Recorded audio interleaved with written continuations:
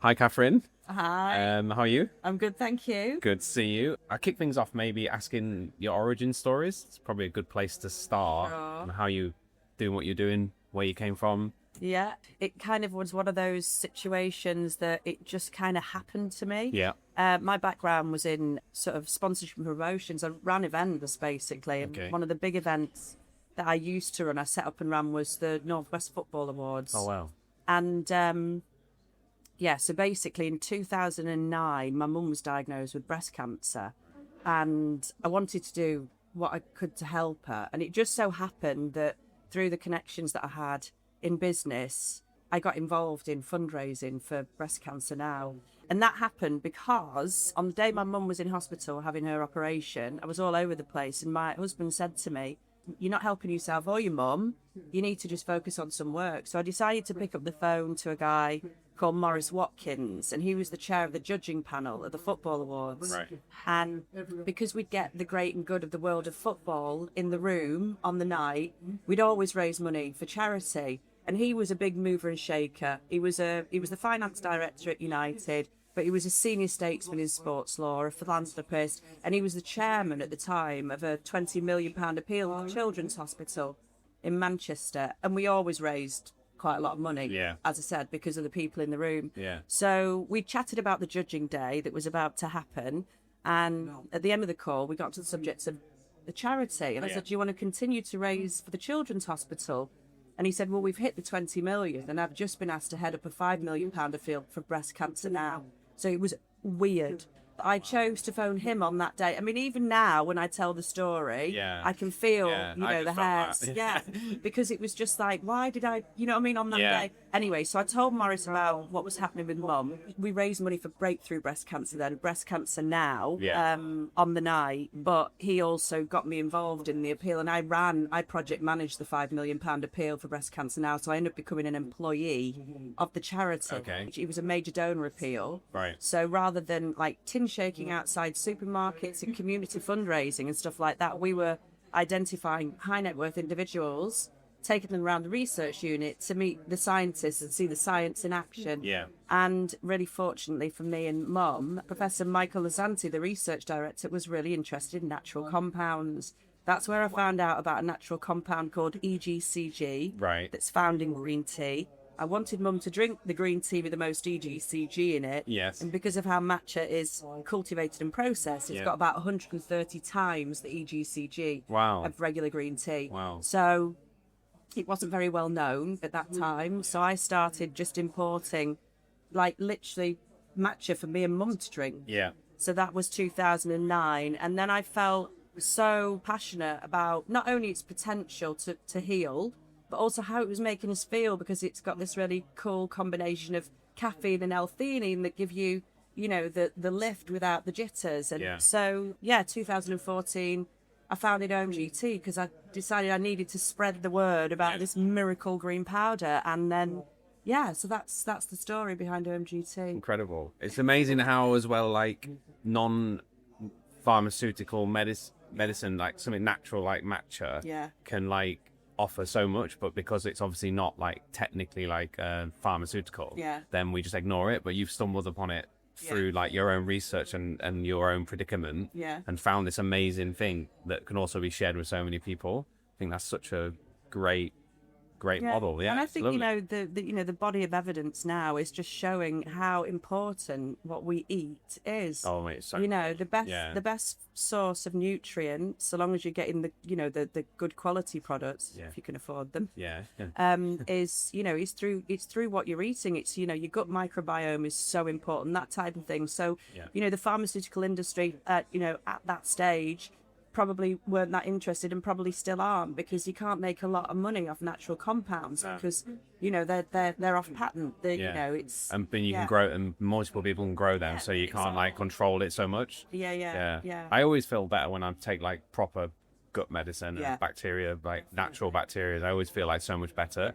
Something that I kind of do a lot with. I do a lot of training as well. I've got a background in sort of boxing training and things like that. Okay. And when I started doing a lot of working with my natural kind of gut and resetting all of the enzymes, felt so much better. You do. So I think drinking quality products like that is such a, an amazing thing to think about. Yeah. Future for sure. Yeah. Yeah, no, I think it totally underpins our business. It's literally it was the whole reason why I set it up, because I wanted to do something that was actually going to have a positive impact on people's lives, so, and that like I said, it runs through the whole business, and it's why we exist. It's the beating heart. It's why I did it, to try and make a bit of a difference. It wasn't about making loads of money. Hopefully, the business, is now successful enough and will become even more successful that, it will provide some real stability for me and my family. But that wasn't why I did it. No, yeah. It came from a real passion to do something positive. Yeah, because you see a lot of these matcha brands that set up, it's very like polished, and the branding's all like really polished, and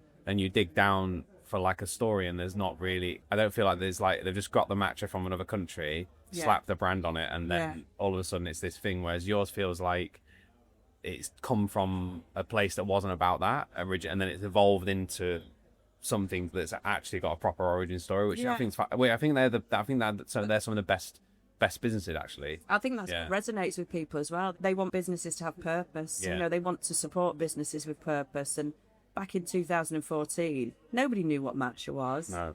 I was really going out on a whim, really, to get the product out there. So it was tough, and we did a lot of legwork, which has helped the category grow to what it is now. But I mean, you're always going to get that, a category grows to the size that matcha has, and people jump on the bandwagon, because they see an opportunity, and then what they'll do is try and shoehorn a story in, so that it's not as authentic. And I think, again, one of our values is authenticity. That's what you see is what you get, basically. I like that, and you come across that. I like your vibe. It's not that we were speaking before we came on the podcast about how we both from the north, and I feel like Northerners have this like sense of authenticity.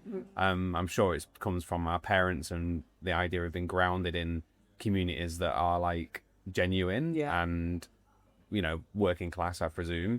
Like I'm from a very working class family, so I guess there's always that thing of like making sure you're being true to your kind of honesty, and your values, and what you originate, what was it you originated out to do in the first place, and not losing sight of that along the way.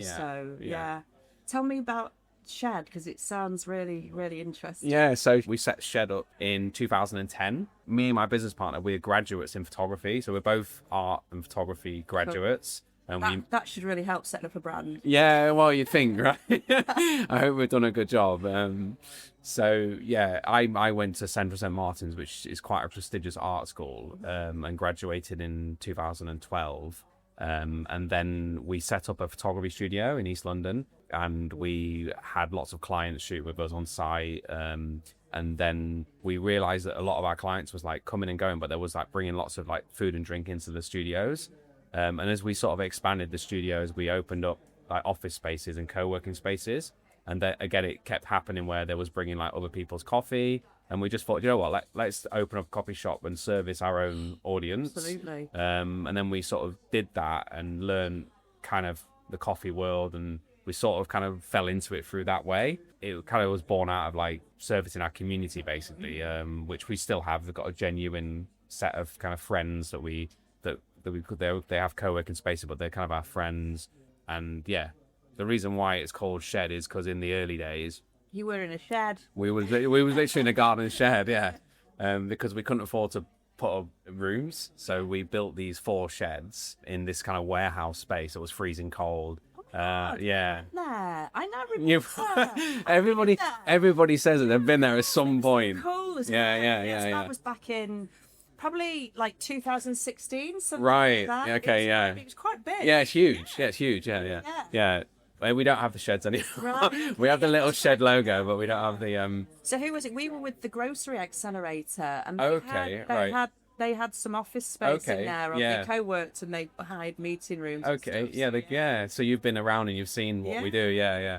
There you go. So well, the amount of people I meet who've been there, I don't realise. Or we used to do like old film nights and things like that, and people come in. Really cool. It's really cool. So we try to keep that kind of original co-working feeling. I'm not saying we was one of the first co-working spaces, but back in 2010, Yeah, it wasn't so it wasn't popular. at all. There was a few players in, but not there wasn't like the big players like the No. WeWorks and people like that. So we was kind of like one of the first wave of like kind of authentic co-working spaces. We're still going, and we really love that. And I think for me, the best part of that running that business is that those people have become my friends now, like genuine friends. And like some of my best friends I go on holiday with are from people who used to just co-work with us, you know. So it's such a nice kind of thing, and we try and keep that vibe going, basically. So how did a big player like WeWorks coming into the market affect you? And you're not just, how did it affect the business? How did it affect your mojo? It's different to what we do. WeWork's model is aimed at companies that are mainly financially backed, or they might have like funding from like a first round of funding, whereas our co-workers are very much like independent. Maybe there might be like a freelance graphic designer or a freelance photographer, so they're very, very different audiences. Fine. And their spaces are more expensive than what we would charge, because obviously they're around in like Liverpool Street and some of the big offices. So we don't really keep the same audience. If anything, it really helped us, because it got the idea of the co-working space out to the community, to the world, basically, that co-working was a thing. Because when we set up in 2012, when we said co-working, people was like, what's co-work? It wasn't even like a word, you know, like matcha kind of thing, where people was like, what's matcha kind of vibe. It was a bit like that with co-working, that you have to explain this is what co-working and is. It's so cool, because we're in a co-working space at the moment. Okay. We have an office in there, but just having access to all those additional facilities that you wouldn't be able to afford as a business normally, because you're in centre of town, in a really big, really well serviced, beautiful building. We got our B Corp status last year, and the co-working space that we're in, they're a B Corp as well. So there's quite a few B Corps in there. So it's the collaboration opportunities as well, because you're not on your own. Yeah. And I think that's, it's really important for, small independent businesses like ours to have an environment like that where you can cross-fertilize, basically share info and help each other.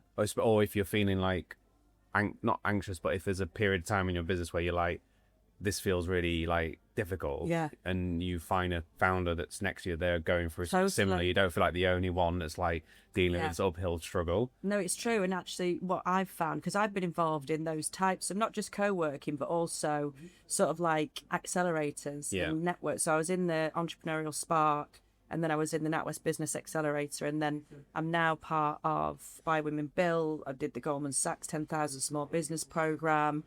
We're in co-working space, and what you find is that there's always somebody that's gone through what you're going through that can support you, because they've had the experience, and vice versa.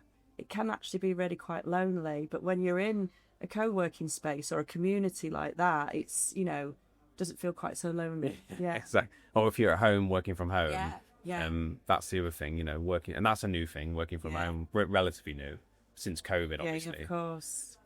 So matcha and coffee. Let's get so obviously we've noticed recently with coffee menus is that matcha is like a thing we can't leave off the coffee menu. No, it used to be a thing where it was like, do you do matcha? Now it's like, no, we have to do matcha. So have you noticed, since coffee shops have started to put it on their menus more, that's affected the way you trade or the way you do the business? Or I suppose, I mean, our business was very B2C, so it was all retail format branded OMGTea.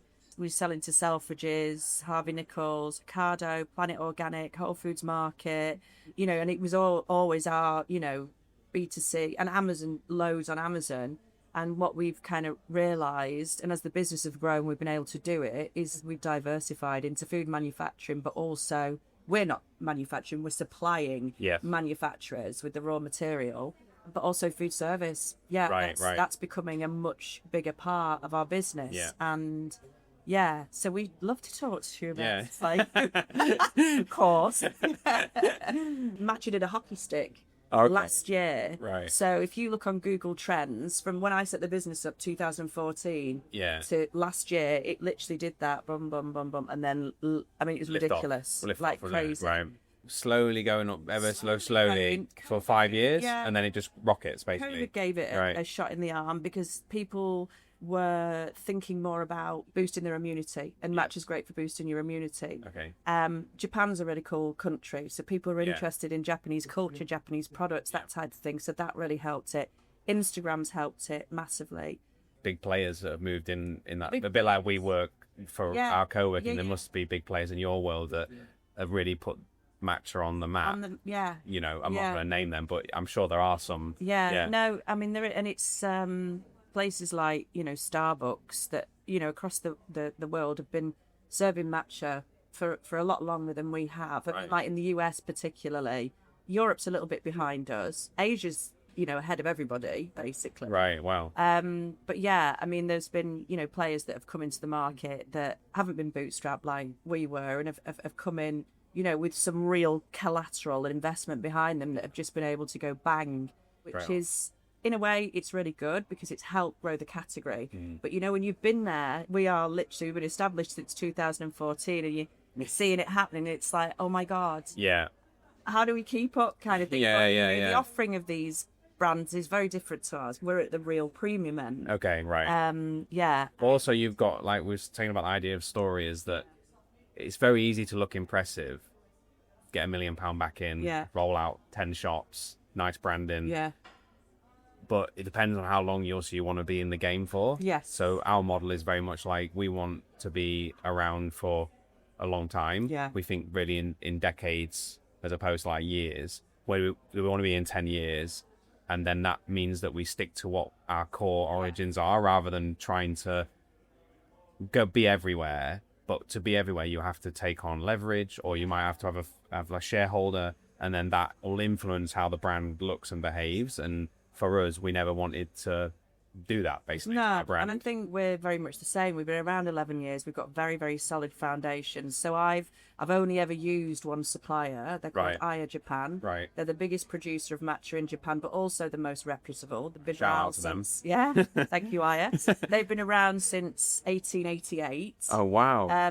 You know, and I've never been able to find anybody that was able to provide me consistently with the product that I needed. So I knew every year my A grade was going to be A grade, my triple A grade was going to be triple A grade, my green gold was going to be green gold, because the tea masters are so specialized, and it's such a, you know, fantastic company that I just tried trade missions to Japan, didn't find anybody that could provide the range and the consistency that I needed. And then in 2023 they approached me and said, we've watched you grow over the last 9 years and we want to get involved. So they're actually major shareholders in my business now. Right. Which is really good. Okay. You know, it was really nerve-wracking. You've known them for years, haven't you? Yeah, and I mean, you couldn't have a better investor. They are Japanese matcha, full stop, literally, almost. You know, the majority, they're the biggest producer. Yeah. So I know that I've got a solid supply. Yeah. The supply chain is brilliant. The prices are good. The terms are good. And that really gives me and the business so much confidence to go forward, but also just to keep it real, basically. Yeah. Because matcha has exploded. Yeah. It can't continue to do that. So we just need to keep doing what we're doing, and in the same way that we're doing it, because we're growing very nicely. Thank you very much.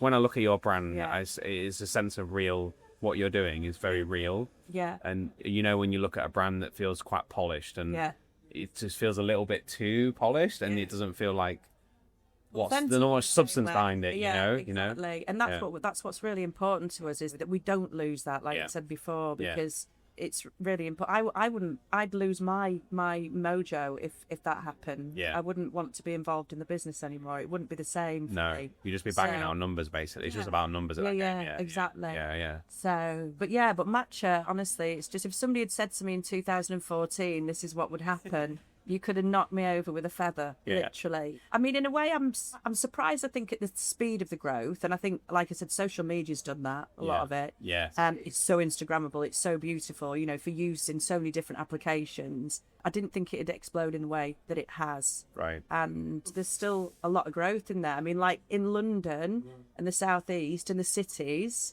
it's really ubiquitous. Yeah. However, I'm from Bolton originally. I went up to Bolton this summer to spend a bit of time with my mum and dad, and I went into a really nice golf club there. Okay. Who, you know, they've got a really lovely bar, cafe, and I said, have you got any matcha? And they said, what's matcha?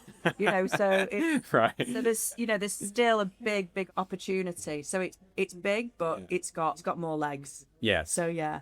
It's the same, similar coffee. Yeah. You know, sometimes you go and you think, you know, I'll go to that little town in Scotland and surely there'll be a nice coffee shop there. Yeah. And you're digging around and you can't find a coffee with love no money, you know, or certain parts of Europe are still big behind what, I mean, I think in London we're so lucky and privileged because there's a coffee shop and a matcha shop and, you know, everything you want when you want. Yeah. But I think that's we have a little bit of a false understanding maybe, which is quite good. I feel quite confident about that, and you obviously you do, definitely, because you know there's markets come to, and you're in the bubble, and you think it's everywhere, and that you know that where can the growth come from, but then you realise actually it's because we're in this bubble, and there is a huge amount of potential. So exactly, exciting. It is exciting times.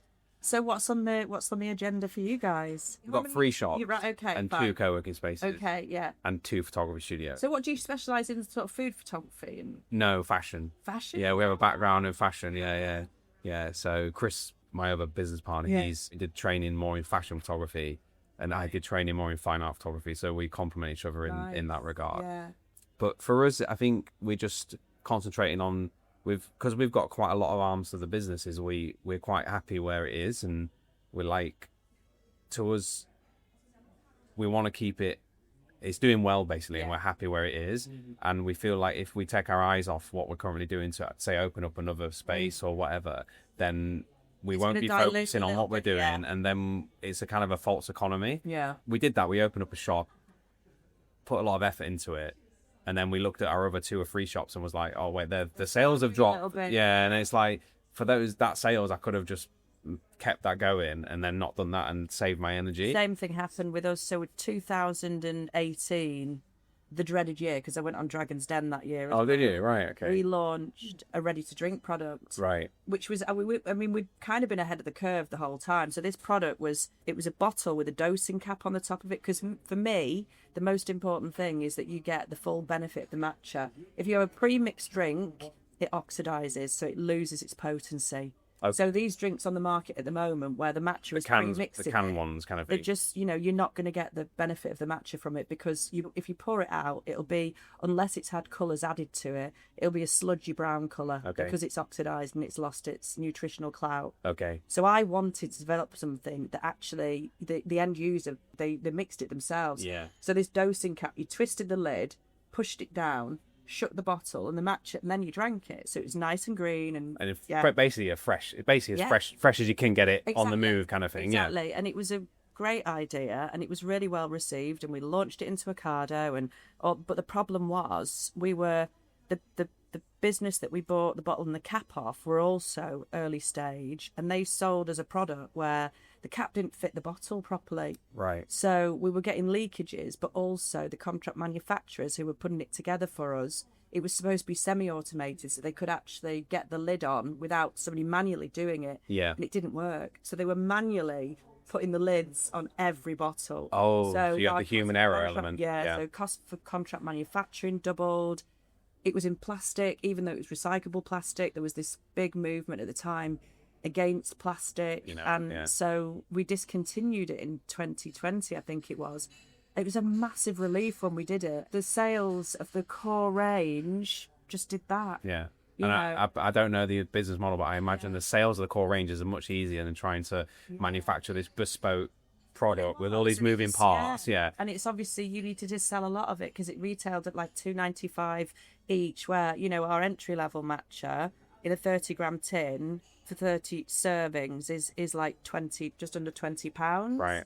So you just do the maths and you realise that actually, if I sell 10 of them, I think ready-to-drink products, the stat is something like 95% fail. It's a really tough market. Right. Really tough market. Yeah. But it was a great experience. Yeah. You know, I learned a lot. Yeah, that's good. Yeah. I mean, the amount of brands that come and offer us a drinks product. Yeah. I could drink soft drinks for free for the next year. Yeah. Every day there's a sample on my desk from a new drinks product. And I just think it must be such a difficult market to get into. Like, totally. because everyone's competing with the same brands. It's quite hardcore. So you experienced something similar whereby basically you Totally, keep to your sort of core range, and then exactly that. We didn't, it kind of was sort of left fallow for a few right, years, where all my focus went on this bright shiny thing that Yeah. really, ended up not turning out to Yeah. be what I envisaged it would be. And but yeah, it was a great learning experience. I think it's like, because obviously when you see like these like sexy products and you think, oh, we should be doing, I don't know, Yeah. like coffee pods, Yeah. because you see them on the tube and they look sexy, and then Yeah. you look sideways and you think, oh, maybe I should do that. But then I keep reminding myself, no, just stick to Yeah. what you're doing. A brand that we always talk about in the office is St. John Bread and Wine, Right. Okay. which is a London food and drinks brand, but they spawn some of the great chefs of our generation. They've been going 35 years now, and they just do like you can get a cheese on toast that they make that they've been had on the menu for 30 years, and they don't change the recipe. Yeah. It just works. Yeah. And they're our kind of like Northern Star a little bit. They sort of guide us in that respect. That's what we kind of really respect them as a brand. Definitely. You're right. And I think sometimes you diversify because you feel like you need to, because of what else is going on in the market. But those pods, for example, I was looking at that back in 2000. The matcha pods. Yeah. Because that's a thing that I saw some kicking around. It is a thing, but we experimented with compostable pods, but also another company who had a look at developing them for us. And you put them in the machine, and when you take the pod out, most of the matcha's still left in the pod. It's like, you're losing the whole purpose of drinking the drink, which is a health benefit from your perspective. Yeah, exactly. And also, it's wasteful. Yeah. So yeah, it's an interesting industry, put it that way. So do you plan to keep going with what you're doing? Is that your plan, is just to keep leaning into what's working and growing naturally or organically, and not trying to like basically reinvent the wheel every year? Because you tried that with the big ready to bottle, drink.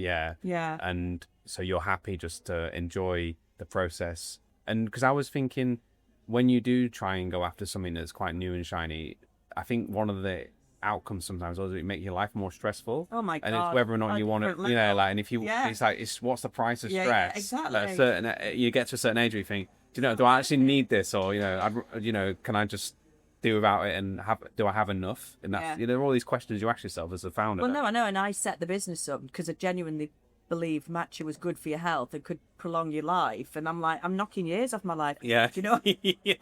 Because I'm exactly. just, but anyway, there you go. But we've got new products coming out this year. Actually, we launched a Hojicha, which is a roasted matcha, which is really nice. So it's not got the caffeine in that matcha does, but that's been launched into Selfridges, and we've got it in food service format, and it's the new kid on the block. Right. Because it's, for people who don't want, a caffeinated product, it's got half the caffeine of matcha. So matcha's got about 30 milligrams of caffeine per serving, per gram. And what's that in relation to coffee? Coffee can be anything, and it depends on the coffee bean, because obviously it's not as stable as it is within matcha.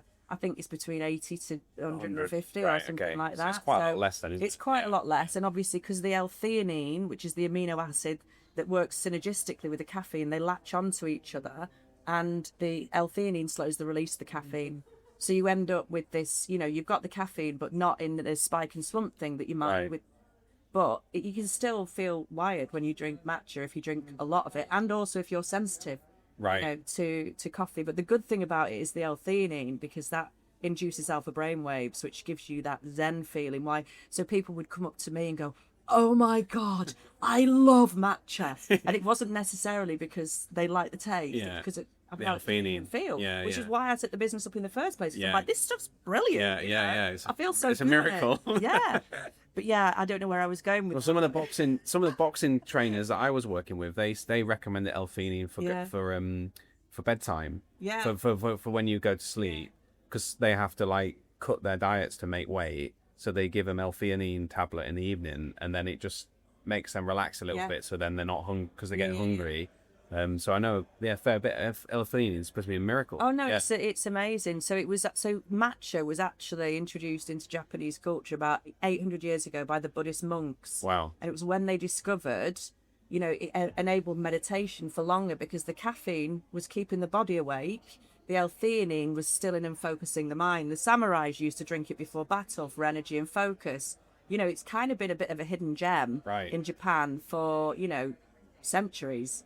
And yeah, we've just kind of, we've latched onto it now. But And is the roasted matcha more healthy? And no, it has less nutrients in it. Right. It's still got, nutrients in it. It's Yeah. still got antioxidant properties, but it's, it's just a really nice, warming sort of like, it's almost like a bit malty. Okay, I like that. Yeah, it's kind of like, has a hint of coffee to it, which is really, really weird. It's a bit nutty, but you can have it at night. It's a good alternative to hot chocolate, really. Okay, Yeah. You've sold it to me. I think I'm going to guess. You need it. You need it. I'm going to guess.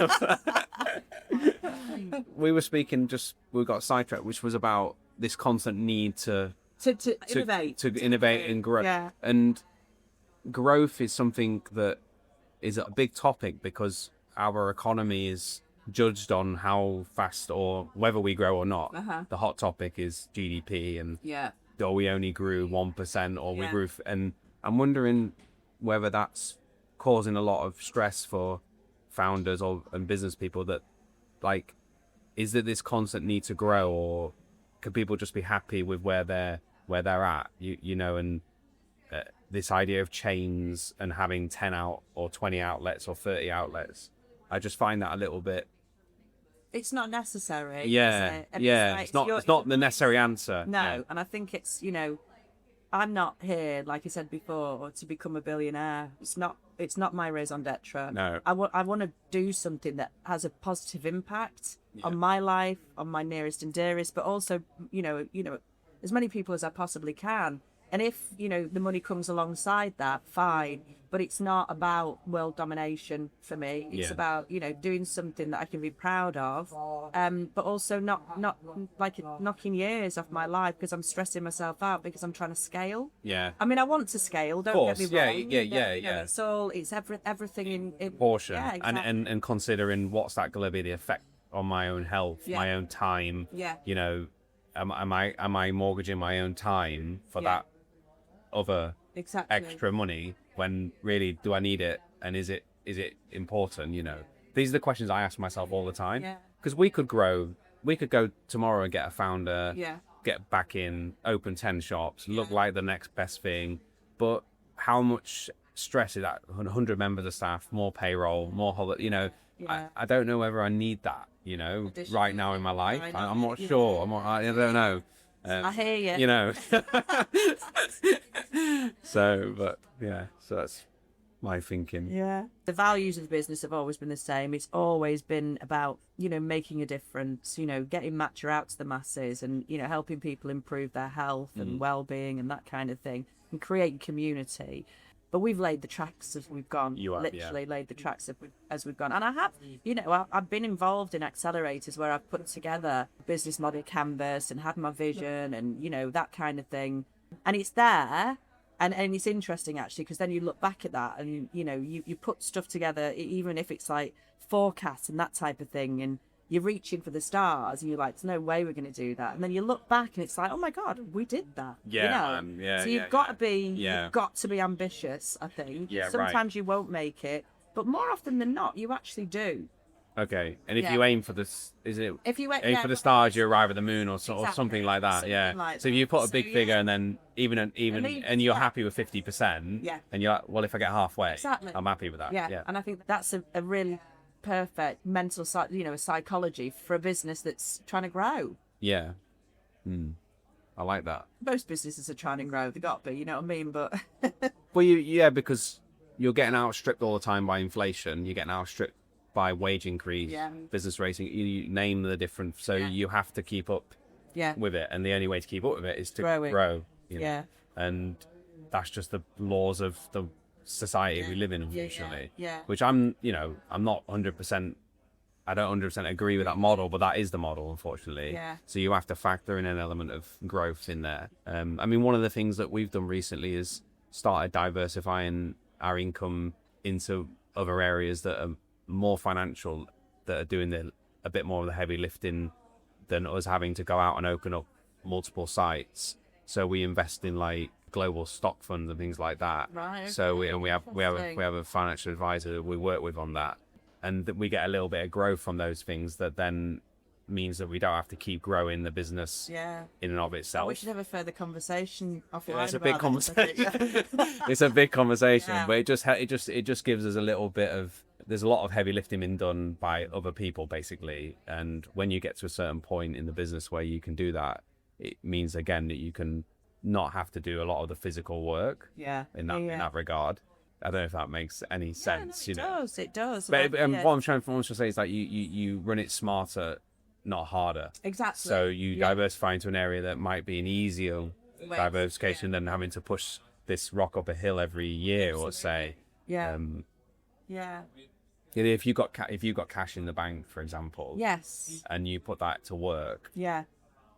Somebody else is making that cash work. You're not going out there. No, exactly. The market is. Yeah. And that's something I think, I could, we've got opportunities there.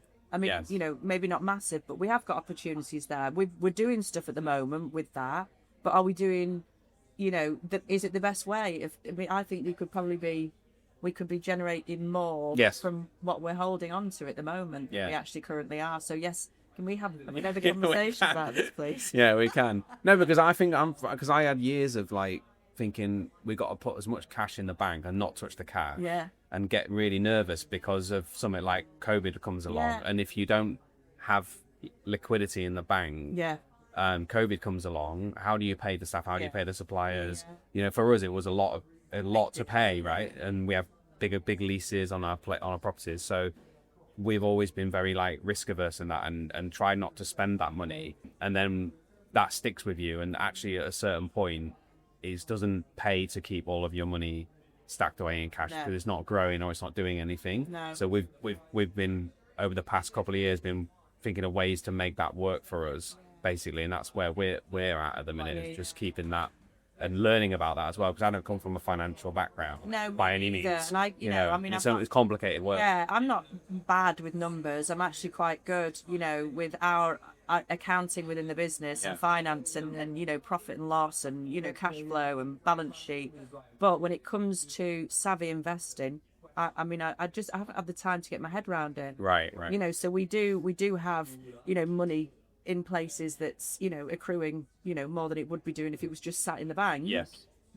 But I'm sure there's a much better way of doing that. Yeah. And the same with the charity. Yes. I've not had time to and I don't know, again, from a charitable perspective, there might be what the legalities exactly. are. You might not be able to, but why not? Why shouldn't you be able to do that? It's all learning, isn't it? Yeah. It's like you can't learn expertise in every, like I'm coffee background and that's and photography, and that's my expertise. Yours is matcha and healthcare. Yeah. But then when you get to a certain point in your business, you got to now I've got to learn about what I'm doing with all these finances, and it's just this ongoing. You feel like you're constantly learning about every area of the business. Yeah. And there are some areas that I just haven't bothered to get around to learning, and I'm only just about thinking that now. Yeah, no, it's cool because you've got you eventually get the time to be able to educate yourself a bit more on lots of different areas of business that just gives you a much rounded personality, whatever skill set. So on the London Coffee Festival, what are you guys doing? Yeah, well, every year we go to the London Coffee Festival. It's one of the things that we've always done since we've been in London. Do you exhibit? We don't exhibit. No, we don't exhibit. We're not a roastery in that regard, so we don't roast our own beans. We have a bean supplier that we work with called Assembly. Right, okay. Who are kind of quite a premium coffee bean supplier. So we work closely with Assembly, and they exhibit, and they're at London Coffee Festival. Cool. Yeah. Well, we had a stand there last year. It was the first time we'd done it. We visited the year before. Right. And we were like, we need to be at this event. Yeah. So we took a stand. We were the latte art sponsor.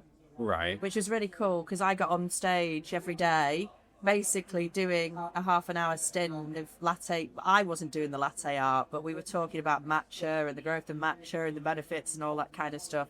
So that was really cool. So we kind of cut our teeth on it last year, and then this year we're going to be like the official matcha sponsor. Oh wow! Yeah, it's amazing. Yeah, Congratulations! That's so cool. So we're just in planning stage at the moment. Wow! So we're really excited about that. Oh, I look forward to seeing you there. That would be so cool. And you having a stand there? You will have a stand, we've got a bigger stand this year. We're upstairs. I'm not sure what the floor's right, called, but yeah, it's a really cool spot where we are. So.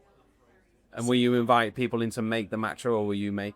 We were making it, and we're going to be doing more stuff this year. So yeah, you'll have to come and have a look at have an experience on the OMGTea stand. I want to try that roasted matcha. Yeah, the Hajicha. Yeah, Hajicha. That'll definitely be front and centre this year. Yeah, it's cool. Brendan, you're a ledge. And genuinely, it's really, honestly, really, really nice to talk to you. It's lovely to meet you, Catherine. And I'll see you at the coffee festival for sure. Yeah, Definitely. No, we'll be in touch before that because you're going to start selling OMGTea matcha. Exactly. All right. Cool. Thanks for listening to the London Coffee Festival's Founder Stays On podcast. We hope you enjoyed hearing these incredible stories from the people shaping the future of specialty coffee. Don't forget to subscribe, share this episode, and follow us on Instagram and LinkedIn for more behind-the-scenes content. See you on the next one.